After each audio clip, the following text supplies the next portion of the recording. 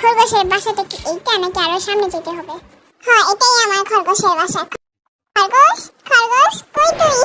আরে খরগোশ তো এখানে নাই। চল আমরা লিটুস পাতাগুলো উপরে রেখে দিই, এগুলি ঘ্রাণ শুনে শুনে আইসা পড়ে। বুদ্ধি ছিল তো আমি অবাক হই। চল আমরা একটু নদীর সাইড দিয়ে হাঁটতে আসি। এই যে গুস্তু দিয়ে ভাত দিছি, খায় বলেন কেমন হয়েছে? Thank you, thank you. সকাল থেকে কিছু খাই না। কেমন হয়েছে? মজা হয়েছে? মজা হওয়ারই কথা, বাসায় আম্মু পিতার জন্য কাজ করাই তো, তার তুলনায় এটা বেশি মজা। নেন, আপনারা সবাই এক কাপ করে কফি খান। থ্যাংক ইউ স্যার, আমরা তো ভাবছি আমাদের খাবার দিবেনই না। Most welcome.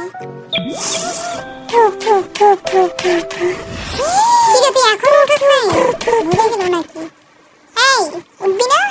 পানি এনে ঢাল যা তো, সর আমার সামনে থেকে। ঘুমাতে আমি গেলাম। ফু ফু ফু ফু ফু ফু।